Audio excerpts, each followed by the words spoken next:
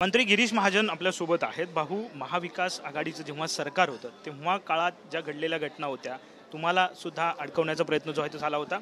ह्या सगळ्या घटनांचा आता सगळे धागेदोरे जे आहेत समोर येताना पाहायला मिळतात। नेमकं काय घडलं होतं त्या काळात?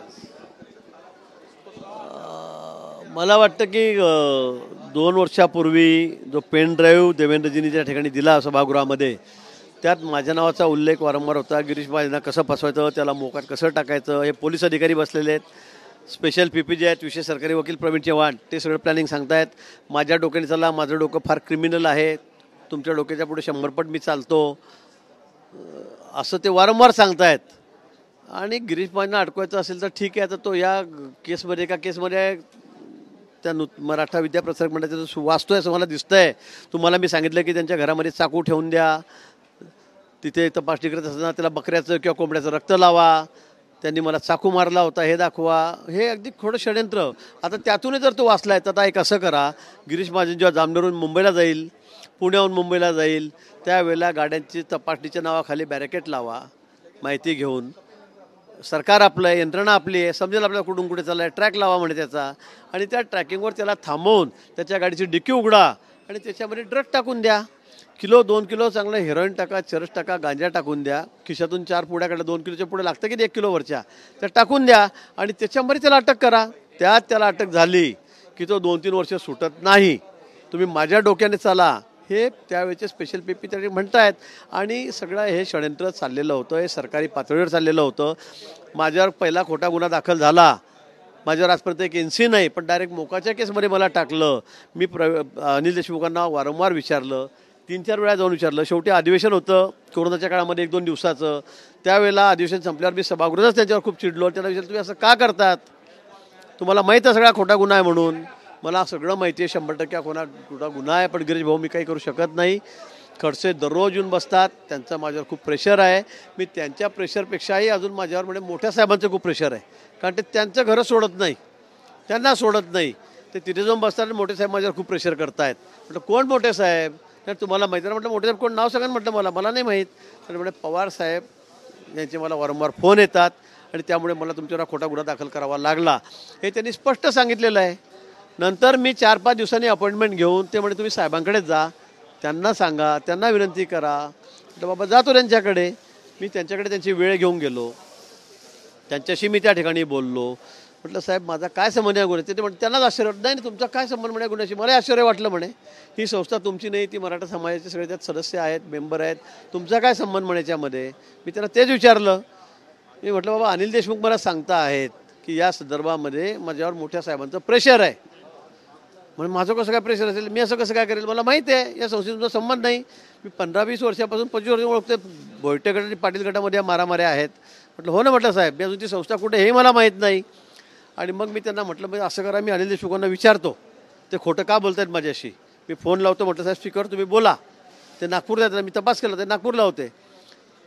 ते म्हणे लावा फोन, मला की ते 1 मिनिटात मला म्हणे थांबा म्हणे। तर मी 4 दिवसांनी मी नागपूरला जातोय, त्यावेळेला त्यांना समक्ष बोलवतो, म्हटलं साहेब पण मी त्यावेळेला मी तिथे राहणार नाही, तुम्ही आताच त्यांना विचारा, सोक्षमोक्ष करा या गोष्टीचा, कोण खरं बोलतंय कोण खोटं बोलतंय, ते कसं तुमच्यावर आरोप का करतायत। नाही गंभीर आहे म्हणे फार, पण म्हणे आपण समोर बसूनच सोक्षमोक्ष करू। आणि त्यानंतर त्यांनी तो फोन लावू दिला नाही, हा विषय इथे संपला। त्यानंतर हा विषय कधी पुढे आला नाही, पण अनिल देशमुखांनी मला वारंवार हेच सांगितलं होतं, ही वस्तुस्थिती आहे। कुठेतरी सिल्वर ओकवरून हे सगळं षडयंत्र रचलं गेलं होतं का काय नेमकं, कारण ज्या पद्धतीने तुम्ही सांगताय, परमवीर सिंग सांगता आहेत की या ठिकाणी षडयंत्र, आता त्यावेळेला ते पोलीस CP होते, त्यांना काही माहिती असेल, त्यांना बोलवलं असेल। तत्कालीन CP पांडे होते, ते रिटायर झाल्यावर मला भेटायला आले, त्यांनी मला सांगितलं देवेंद्रजीच्या घरीच की साहब मेरी कोई गलती नहीं थी, लेकिन मेरे ऊपर बहुत प्रेशर था आपके बारे में सबसे ज़्यादा प्रेशर था बोले महाराष्ट्र में कि इसको अटक करो कुछ भी करके। मेरी कोई गलती नहीं इसमें, मैं सॉरी बोलता हूँ आपको, बोले मुझे करना पड़ा कुछ बातें, हे मला पांडेंनी सुद्धा सांगितलं। वारंवार नार्को टेस्ट करा, दोन्ही बाजूंनी बोललं जाते, नेमकी कोणाची नार्को टेस्ट करणं आता गरजेचं आहे, कारण जनतेला सुद्धा आता जाणून घ्यायचं नेमकं हे प्रकरण काय झालं। मला असं वाटतं दूध का दूध पाणी का पाणी झालं पाहिजे। आता मी तुमच्याशी जे बोललो, तर सर्वात आधी नार्को टेस्ट माझी करा, बाकी जाऊ द्या, माझी नार्को टेस्ट करा की याच्यामध्ये सत्य काय, तुमच्यावर गुन्हा नोंदवला गेला त्याच्यामध्ये सत्य काय आहे। 3 वर्ष 12 दिवसांनी माझ्यावर गुन्हा दाखल झाला, याच्यामध्ये सत्यता काय आहे हे मला विचारा, की काय केलं होतं आपण, काय नाही केलं. नार्कोटिक्समध्ये मी खरं सांगेल. आणि अनिल देशमुखांनी काय मी बोललो, पवार साहेबांच्या घरी गेलो की नाही, तिथे काय बोललो, ही नार्कोटिक्समध्ये मला विचारा. आणि माझ्याबरोबर नंतर अनिल देशमुखांची नार्कोटिक्स करा. जे त्यांचे आम्ही पेनड्राईव्ह काढलेला आहे, विशेष सरकारी वकील, त्यांचं काय प्लॅन होतं, त्यांनी काय काय प्लॅन केलं आमच्या विरोधामध्ये, त्यांच्यावर कोणाचा दबाव होता हे त्यांनाही विचारा, तेही सांगतील. मला वाटतं करा ना 4 लोकांची तुम्ही तिथे नार्कोटेस्ट. आणि मी सांगतो की सर्वात आधी नार्कोटेस्ट माझी करा. फक्त आपली कातडी वाचवायची. आपल्यावर आता आरोप होत आहेत CBIचे अनिल देशमुखांवर. त्यावेळेच्या तत्कालीन SP नी जळगाव सांगितलं की यांनी माझ्यावर दबाव आणला. मी सांगितलं की यांनी मला सांगितलं. आणि म्हणून त्यातून त्यांची कातडी वाचावी म्हणून आता ते उद्धवजींचं नाव घेत आहेत, देवेंद्रजींनी मला सांगितलं, आदित्यजींचं नाव घेत आहेत की देवेंद्रजींनी मला म्हणजे हे सगळी कपोलकल्पित गोष्ट आहे. देवेंद्रजी काही बोलले नाही याच्या. आणि बोलले असतील तर त्यावेळेला तुम्ही का नाही सांगितलं? 3 वर्षांनी आज सांगतात तुम्ही. म्हणजे किती लबाडपण आहे त्यांचं. बघा 3 वर्षच काम मोर्चं काढलं तुम्ही आज का बोलताय निरीक्षेच्या तोंडावर? म्हणजे तुम्हाला स्वतःला आता तुम्ही CBIच्या चौकशीमध्ये फसलेला आहात. आता तुम्ही तुमच्यावर काय कारवाई होईल ते CBI ठरवेल, कोर्ट ठरवेल. पण तुम्ही आता पूर्ण अडकलेले आहात.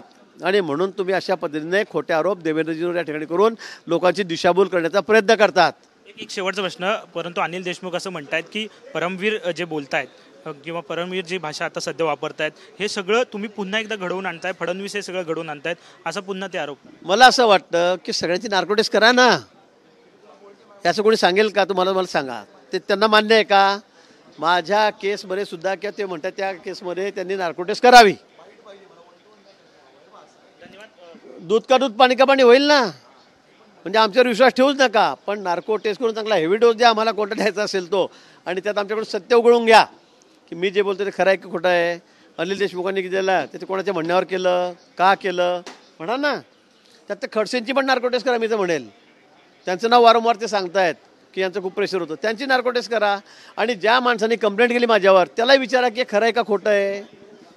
फक्त एवढंच विचारा की केस खरी आहे का खोटी तू केलेली कंप्लेंट हे त्यालाही विचारा.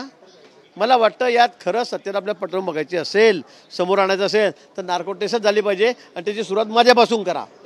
साहजिकच आहे. गिरीश महाजन आपल्यासोबत होते. त्यांनी म्हटलेलं आहे की या सगळ्या प्रकरणाची सत्यता जर समोर आणायची असेल तर नार्को टेस्ट जी आहे ती पहिली माझी करा आणि त्यानंतर अनिल देशमुख किंवा इतर जे साक्षीदार आहेत त्यांची सुद्धा करा असं ते म्हणतात. कॅमेरामन रोहन पवारसह विनायक डावरू, TVN मराठी, मुंबई.